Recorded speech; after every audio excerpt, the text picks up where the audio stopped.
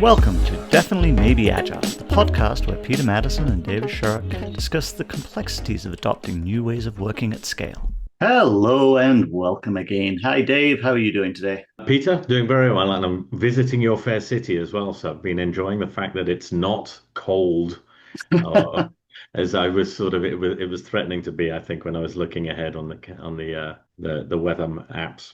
Yeah, it's been beautiful for this time of year. And today we are joined by Rick Delisi, I believe you say your name. And I'm looking forward to the conversation. So Rick, why don't you go ahead and introduce yourself?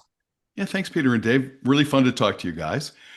Again, my name is Rick Delisi, and I'm the lead research analyst for Glia. Glia is the number one platform for intelligent banking interactions. And so we specialize in creating excellent interactions between banks and credit unions and their customers and members. Fantastic. I think there's a lot of interactions with banks that I wish would go a little better. So Yeah, I look forward to exploring that a little. that's why we exist in the first place. So tell me a little bit more about it. So what makes Glia stand out from sort of the other sort of contenders in the space?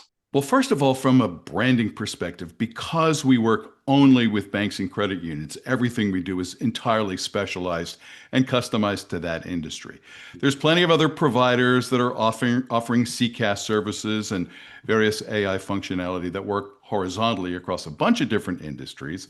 But I'm sure as you guys are continuing to discuss, AI works so much better when it's more vertical, when it's designed to help customers who have the specific problems of those people in a specific industry. And I think it's more than fair to say, whether you're talking about a 10,000 member credit union or some mega bank like, I don't know, Wells Fargo or Bank of America, the issues and the reasons that customers would have to contact a bank or credit union are pretty much the same, regardless of the size of the company itself. And so we very much specialize in creating exactly the right interaction for each customer every time they contact the bank. And as we get into our discussion, what we'll see is those reasons vary quite a bit, not from bank to bank, but from customer to customer. And there is now a way to identify what that person's issue is and match them with the exact right type of interaction. And maybe, Rick, if we explore that a little bit, you're looking at presumably like consumers, but also businesses contacting the credit unions and the banks. So with very different needs when they're actually reaching out.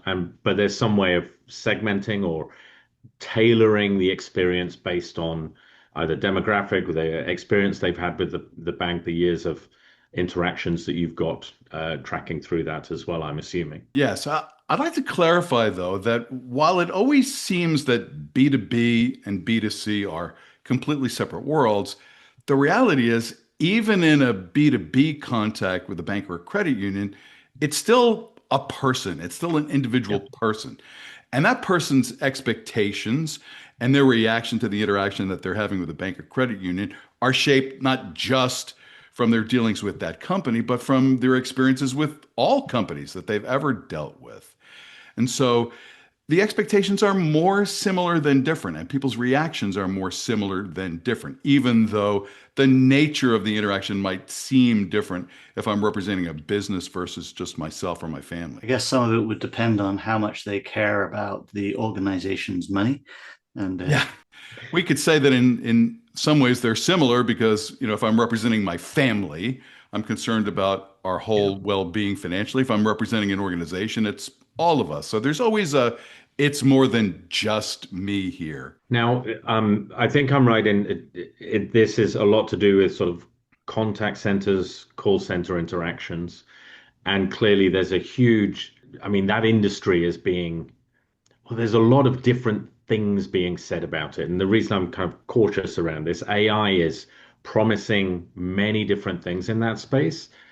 But again, AI is such a nebulous term. There's a little bit more to it than that. And there are experiences where people are talking about effectively eliminating the need for human beings in, or at least that personal interaction that we might actually be looking for versus the ones where there's a lot of data and sort of alignment of exactly what the messaging is as you're coming to that conversation. Can you talk a little bit about how AI is shaking that up? We couldn't disagree more with this strategy of you'll never need to speak to a person ever again. That just doesn't turn out to be true, certainly in financial services. What we've done is an analysis of the various reasons why a person would contact a bank or a credit union. And what's really interesting is that for almost every organization, if you analyze just the top 20 issue types or needs that a person would have, those 20 comprise 80 to 90% of all interactions. So if you were to sit in the contact center of a bank or a credit union, it's pretty much the same questions and the same issues over and over again. Now let's break it down based on AI's role.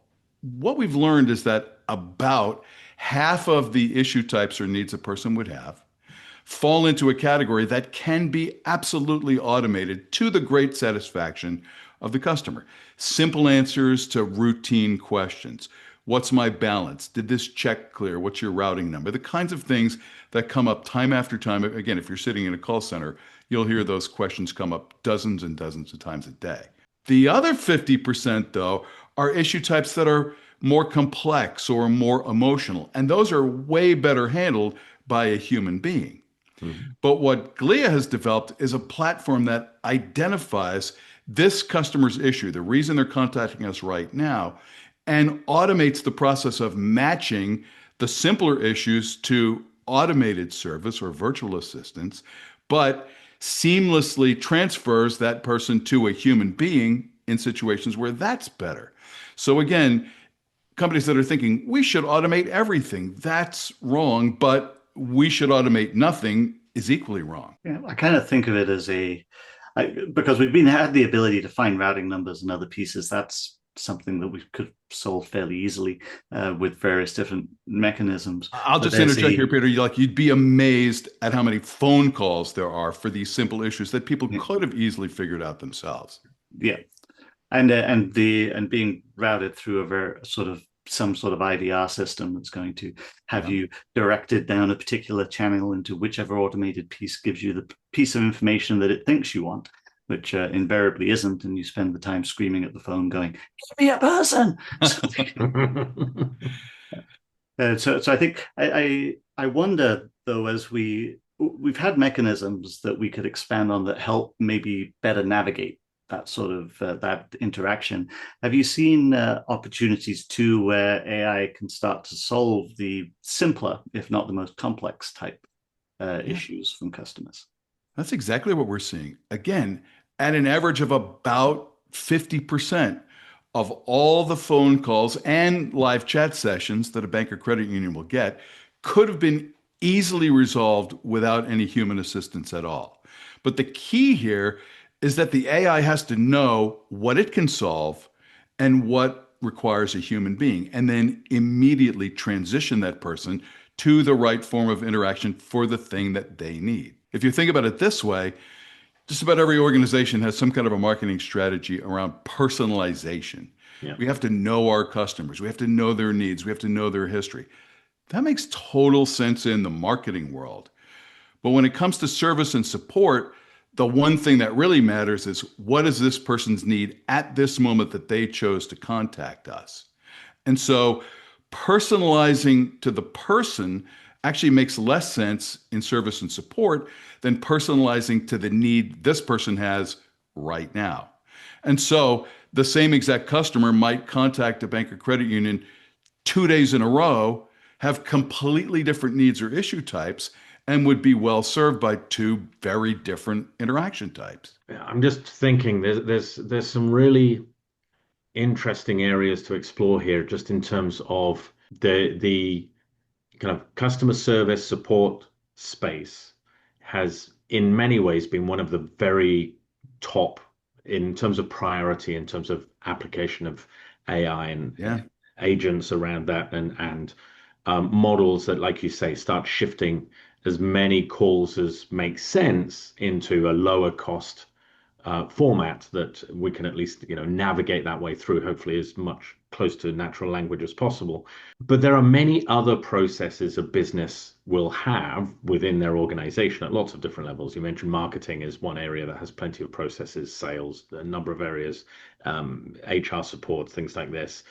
What would you say in putting together what the Glia's offering? What really stands out in terms of looking at business processes with an eye to improving, to using these new emerging technologies around emerging and pretty close to fully formed in many cases, how to get those into an organization without sort of tripping over and just forcing everybody to talk to an agent of some sort, an automated agent of some sort. What are you seeing? What's the takeaways? What would you do if a new credit union or bank came to you to say, let's have a look at our support process? One of the things that is really interesting for anybody who's studied this space, and I've been studying customer service and customer experience for, dear God, a quarter century now. There has historically been this conflict, this tension, this trade-off between efficiency and experience. In other words, Yeah. you can drive a significant amount of cost out of your customer service operation if you're willing to sacrifice the quality of those interactions. And vice versa, you can create a five-star Ritz-Carlton kind of experience if you're willing to spend to that level.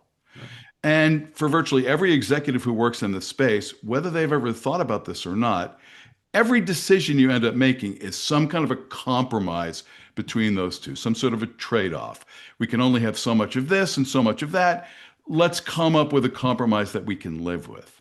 And what we're seeing now in the AI era, and as organizations begin to utilize AI at all levels of their organization, which we could certainly amplify, what they're seeing is they can create efficiencies far greater than any they'd ever been able to achieve before and improve the quality of the customer experience.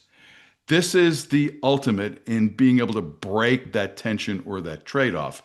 It really hasn't been possible before. It is now. And when an organization realizes we can be saving significant budgeting on what we used to spend for customer contact and create a better loyalty building experience for customers, that then becomes a no-brainer. And maybe the sort of as I'm trying to explore that, I think that the opportunity is very seductive. Exactly to your point around that tension there. And I'm trying to imagine if I'm a manager that's trying to bring something into an area that I'm responsible for, are there specifics that you would say look for a particular type of return? Are there problems that are really the obvious kind of low-hanging fruit that we'll often talk about, that categories of problems that really stand out as being go after these first? Are there categories of problems equally where you say, look, get some experience first, don't go trying to tackle that? And part of why I'm asking is that everybody, I think, in this field has heard about or read the MIT study where they're arguing that 95% of enterprise spend really hasn't delivered on its ROI. Right. And there's this element of concern that comes with that, because I think Peter and I kind of have alluded to that in some of our conversations. We work with organizations, they go through organizational transformations, cultural shifts all the time. We know that there are so many things that can go wrong right at the beginning. That means it doesn't matter how well the transformation might go, the actual return on investment becomes incredibly difficult to really get. So are there areas that you go after this space for ROI, or don't go after this, at least in the early days? Yeah, I mean, one of the great things about operating in a contact center environment is that everything is measured. There's no question, there's no subjective judgment. Every second of every interaction, every dollar spent is all immediately accountable. So it's not like something like marketing where you invest $1 million in a campaign and hope it returns 7x 6 months down the road. So Yeah. one thing that's really important to note is here we are, dear God, in 2025, and still to this day, the vast majority of organizations are taking way too many unnecessary phone calls. Phone calls in customer service are, of course, the most expensive types of interactions. And even though most of us have conformed our behaviors to becoming more digital first, and we live on our screens, and our first reaction whenever there's some kind of an issue or a problem is to go right to our screen, whether it's a mobile device or a laptop or a desktop, there's still way too many phone calls happening. And those are phone calls that don't add any value to solving a customer's problem. I was recently talking to a woman who's head of customer experience for a bank in Connecticut, and she said something so interesting. She said, there's no inherent value in hearing your balance from a human being versus being able to see it on your screen. And so, one gigantic opportunity for every organization is to eliminate the live phone calls that added no value either to the company or to that customer. But what we're also seeing is that customer facing AI, which is one of four different flavors of AI, and I'll elaborate here, is seemingly the riskiest. Many companies are very hesitant. And again, banks and credit unions are both risk averse and heavily regulated. So, certainly very concerned about any information that might ever go to a customer that isn't already vetted, or hallucinations or bias or all these obvious potential flaws of AI. So, what we're recommending to companies, if you're not ready to go all in on AI, start with the applications that are only internally facing. And there's three flavors: agent facing AI, manager facing, and executive facing. And each one of them brings extraordinary benefits in terms of efficiency. Yeah, that makes a lot of sense. I can see I mean, getting people to get familiarity with it. It helps build trust. It helps build confidence that these systems are going to work the way that they're expecting them to. There is still, of course, the problem with AI is that it is non-deterministic. It will potentially produce absolute garbage from time to time, or hallucinate, especially if, for example, if a chat session is run on for long enough and you start to even get partway through the context window, you can start to see a great degradation in terms of the responses that you're getting from it. The When you look at things like that, how have you been looking to tackle those types of problems in your ecosystem? So you guys have probably heard this term responsible AI. It seems to be, a phrase that almost every organization is using, but with variable interpretation. And at Glia, the way we define it is nothing will ever be seen, shown, or spoken to any customer that hasn't already been approved by you. So there is no potential for hallucinations. There is no potential for misinformation. If at any point the AI is in the middle of a conversation or an interaction and it doesn't have the answer, it doesn't know what to do next, you're seamlessly transitioned to a live human being who can pick up the conversation and in context. There's no starting over. There's no re-explaining your issue. If a human gets involved in the interaction, they already see everything that's already happened in the interaction with the virtual assistant, and they pick it up from there. That is truly meeting your customer where they are, not just in whatever channel they chose to start the interaction, but in the context of the interaction that already started a couple of minutes before the live person has ever gotten involved. So it sounds to me, Rick, like there's a sort of a natural and elegant handoff into um, that live person, so that the conversation is continuing rather than the classic, hold on, we're going to transfer you to another department, which is again sort of a almost a meme in some cases. Yeah, But that's that a experience. high effort experience when you Yeah, have to start all over again and yeah, throw your hands up in exasperation. We've all experienced it, and it's terrible. It's yeah. just a degrading experience that makes you feel disrespected as a customer. But picture the difference between, "Hi, I'm Rick. How may I help you?" versus, "Hi, Dave and Peter. It looks like you guys are trying to apply for an auto loan. I can totally help you with that. Yeah. And in fact, I've already started the process." So it's still the same two people, one agent or rep on the company side, one customer or member on their side. But even though they're resolving the same issue, it's a completely different feel and a totally different experience when it's all handled in context. Yeah. I'm also so Peter and I spend a lot of time talking about organizational change and the people involved and that sort of cultural shift. What you're describing sort of opens up the opportunity that now, as an agent in that call center agent, I'm not going to have to deal with the run-of-the-mill routine, maybe soul destroying. It's the buttons on the right hand side, that sort of got conversation where people are asking for things which are very easy for us to navigate and find, or at least for an agent to kind of walk through.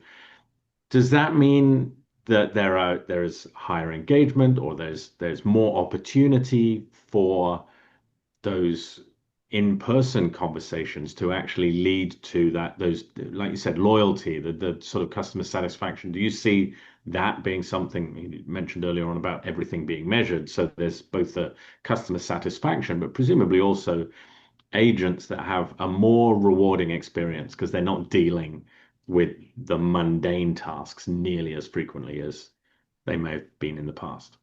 That is exactly what we're seeing. That the experience of being a frontline rep, which, let's be honest, can be an absolute grind. 8 hours a day, call after call or chat after chat. Many customers have some kind of a problem or an issue, so they're already a little emotionally amped up before the conversation even begins. Today's a great day because I get to call customer service, said no one ever in the history of mankind. But when that job of a frontline agent can be made easier, ironically, the AI is enabling humans to be more human instead of being human robots. Instead of having to start every conversation from scratch, if you already know who this customer is because they've already been authenticated, and you already have a strong idea of what their issue type is, you can really create something that feels more like a VIP experience. We already know who you are. We already know what your issue is. We're here to help. We're working on it right now. We're already a step ahead of you. We're on your side. We're advocating for you. It's not you, the customer, versus me, the company. It's us together as a team working to resolve the issue.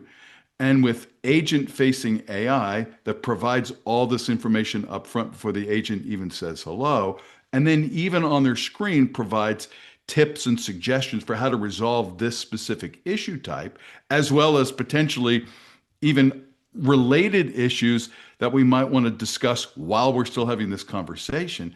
It sets frontline people up for far greater success, and it makes their job that much more rewarding because they can just concentrate on being a person. Does it also change the makeup of call centers and the type of people that you have there, the skills that they would have, and make it's similar to what we're seeing in software development, where it's the more experienced people are the ones who get the most benefit out of the Yeah. tools, the knowledge that's being presented to them. But then how do you bring in the more junior people and get them up to the level they need to be at? Are you guys familiar with the basic concept of contact centers, tier one and tier two kind of thing? Tier Yep. one are entry level people.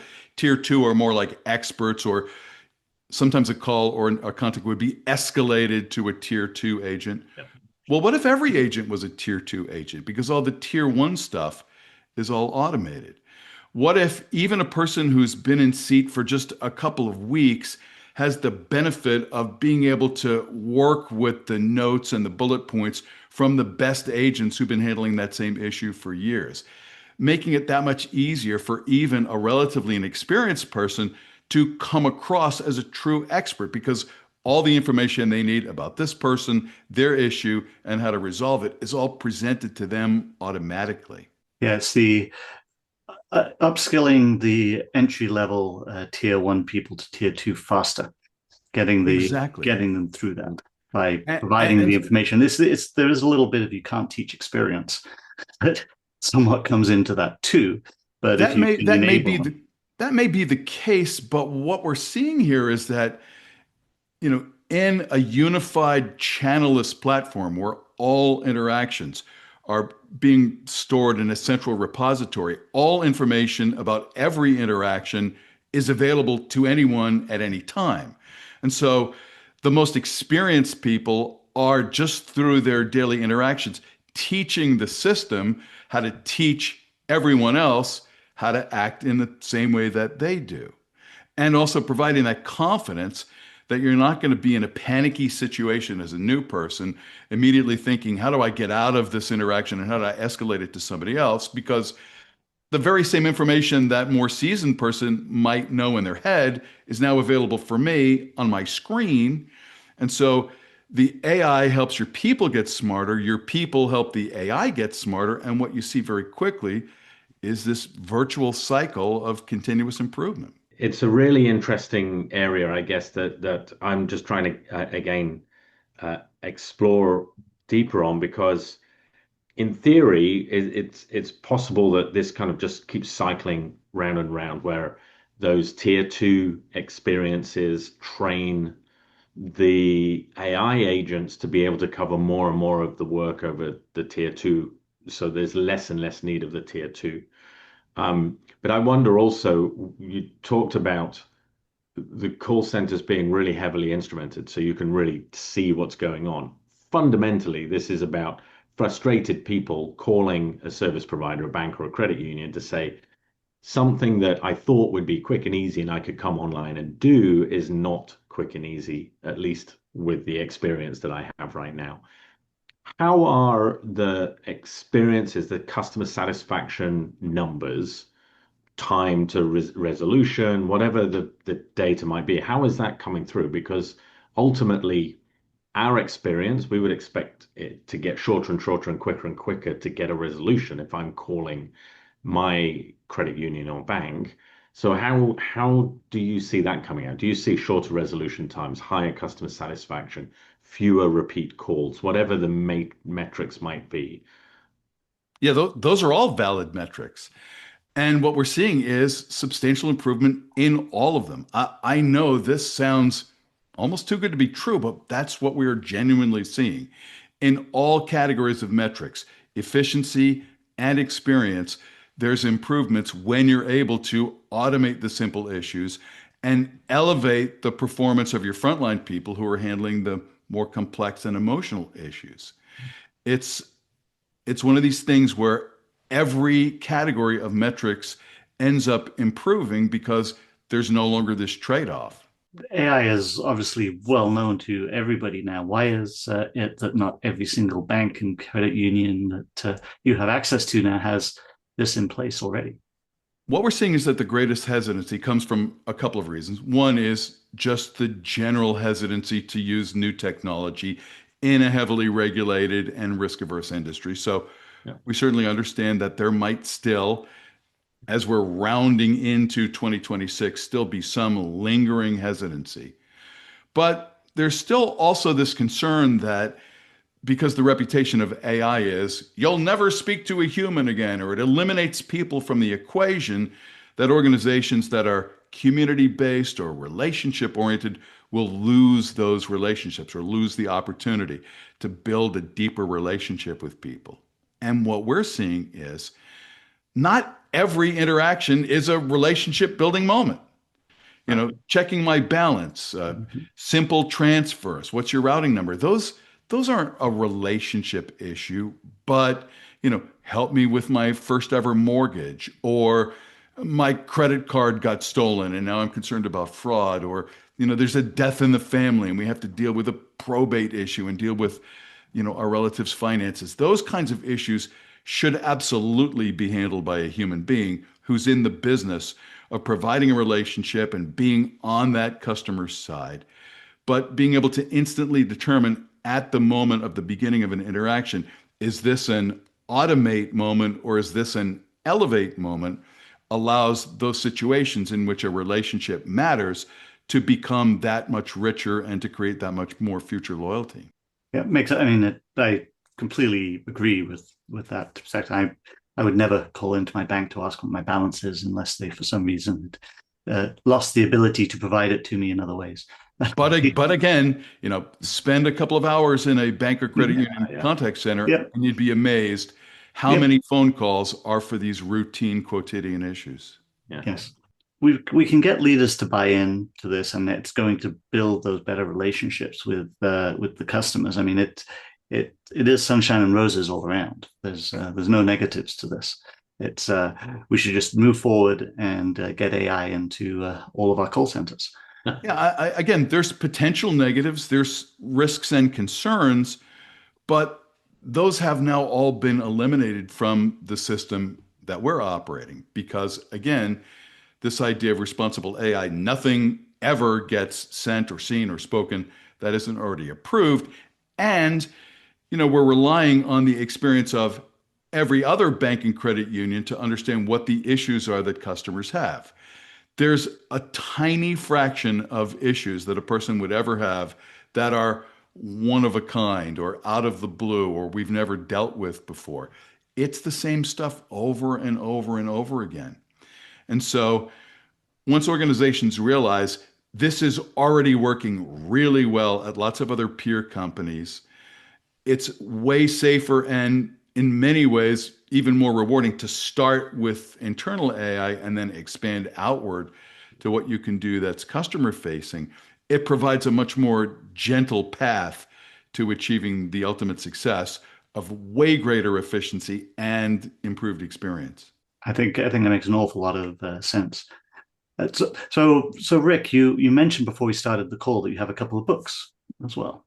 So would you like to tell us a little bit more about them? Sure. I'm the co-author of two books. The most recent one is called Digital Customer Service, which I wrote with Glia's CEO and co-founder Dan McKelly. And it's all about how to create five-star experiences in the on-screen digital first world that we now live in. We wrote it just as the pandemic was coming to an end and people's digital behaviors were really solidifying. A book I was part of writing 10 years previous during my time at Gartner, the research firm Gartner, is called The Effortless Experience. And that's where we learned that out of all the questions you could ever ask a customer right after an interaction, the one that best predicts that person's future loyalty as a result of that interaction is not the standard customer satisfaction question or even the net promoter score question, which is how likely are you to recommend us to a friend or colleague, but rather, think about this just from your own perspective. When you ask a person right after an interaction, how much effort was required for you to get what you needed from that interaction?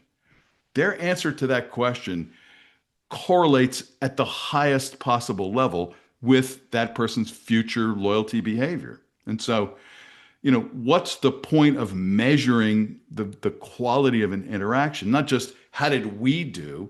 That seems like a very self-serving thing, but rather what's happening as a result of the interactions that we're doing with customers that will influence whether or not they're going to continue to be loyal to us in the future. And learning from those low loyalty, or what we call a high effort interaction, to be able to minimize the amount of effort that customers experience when they're interacting with you, particularly when they're trying to solve a problem or resolve an issue.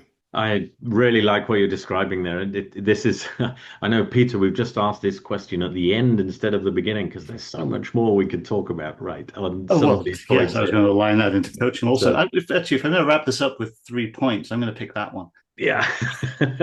But maybe before you do the wrap up, Rick, I wanted to ask about the second book, the one you just wrote after or as we were all coming out of the pandemic, because I think the digital, like our customer experience expectations have really, there's a sort of a significant change Yeah. in those over the last few years. Really not purely because of the pandemic, but it certainly generated a very different expectation or experience. Can you maybe summarize 2 or 3 things from that experience? Like what did you identify as part of writing that book that stand out as being significantly different to prior to the pandemic? I'm not sure if we coined this term, but we certainly relied on it heavily. And it's a concept called the A to Z phenomenon. And that is, when it comes to customer expectations for a digital interaction with your company, their expectations don't come just from their interactions with you. They come from their interactions with every company they've ever done business with, from A to Z, from Amazon to Zappos.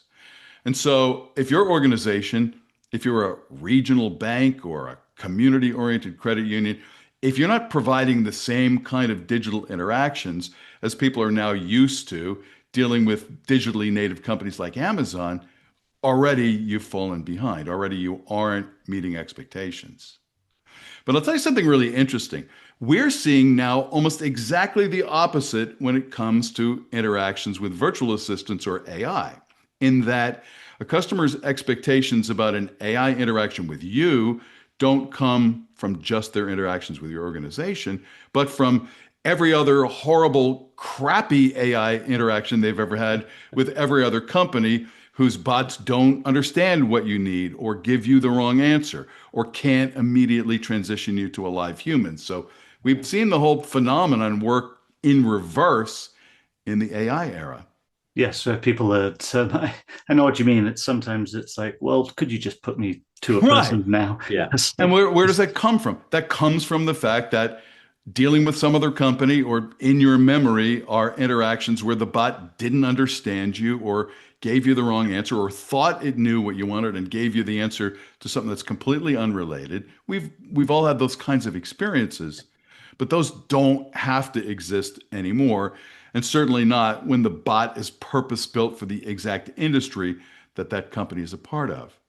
Yeah, I personally I find the ones most irritating, the ones where it wants you to, what question do you have for me? And it absolutely invariably is completely incapable of getting Yeah. anywhere. Right. Because by the time I'm calling a call center, it's usually a pretty technical problem and it can't help. Yeah. So, yeah, Right. You call an airline and it says, "Where would you like to fly today?" And you say, "I'd like to fly to Newark." And it says, "I think you said Tegucigalpa, Honduras. Is that correct?" exactly. No, it's not. Like that doesn't help. I was going to say, I think we can all list a few experiences that we've had around that. Yeah. But Yes. again, that negative baggage is carried by that customer into their interactions with you. But what's interesting is that, in general, I think it's more than fair to say we're still at a point where if you asked 100 consumers, do you like interacting with bots? Do you trust AI? You'd get a very high negative reaction. But if you then, as a follow-up question, ask those same people, do you like instant answers to simple questions? You'd get a very high positive. So it's almost like there's this contradiction in the zeitgeist. I want what AI gives me, but I don't think I like AI. Well, that's the last generation of bots and AI, which now have been supplanted by much more intelligent systems. And again, when it's targeted specifically to that company's industry, the understanding rate is extraordinarily high. Yeah, context is king when it comes to these AI Yes. tools, for sure. It's we've discussed that a little bit on some of our previous podcasts. That the more you can narrow the focus and the more context you can provide, the better the responses you'll get. And Yeah. So, for technology companies that are offering bots and virtual assistants horizontally across a wide variety of industries, good luck. That's really hard. Obviously, there's all kinds of challenges in providing, a vertical solution, but again, it's within the context of it's the same issues over and over again. yes, well, there's this underlying premise that, well, everything's the same across all of these, and there isn't any difference. But there's differences in languages, taxonomy, and in the Right. way that the types of problems you need to solve, the back end systems that need to be interacted with, which differ very much across industry. Even though at a very surface level, well, it's kind of the same thing. So with that feels like a good point to wrap this up for today. And so, as we've discussed, we normally wrap this up with 3 points, one from each of us, where there's three of us. And I will suggest, Rick, you can go first as our guest. What point would you like our listeners to take away from this conversation today? Yeah. I hope people will broaden their perspective about AI in customer interactions and think not just about AI that serves customers or automates simple issues, but think about AI that helps your frontline people to do their job more effectively and in a more fun and engaging way. Tools that are available for supervisors to be able to analyze any interaction, all interactions, interactions about a certain type, interactions from a certain team or people who work for a certain supervisor versus another. The range of analysis that you can do just at your own keyboard or just by even verbally asking simple questions is completely different from what used to have to happen when, if you wanted to do some kind of data analysis, you'd have to assign it to a team and submit a ticket and wait a few weeks. It's all instantly available to you. And AI for executives allows for strategic decisions to be made at a far more data-driven level for you to be absolutely sure if you're going to attempt to do something different or to do something new. It's based on an analysis of all the interactions that you've done previously. And so this idea of AI for all, customers, agents, managers, and executives, is a far broader view than I think most people have in terms of how AI can help in customer interactions beyond just bots that respond to customers. Yeah, I like that. Dave. I wanted to touch on what, Rick, you were talking about when you were describing how to go about like enabling a particular business workflows. And you talked about using your internal, systems. So whether it's to executives, to managers, but providing that internally first so that you can learn, but also everybody kind of gains an experience of what it means to interact with these agents and tools.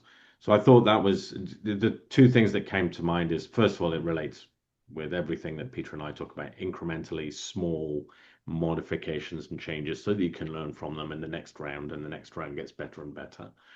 But secondly, also the different audiences, because I think bringing the executives along, bringing the managers along, bringing the frontline staff along as they begin to experience it from their own perspective just gives a lot of confidence across the depth of the organization. So that one is a sort of a takeaway for any sort of AI introduction that might be planned.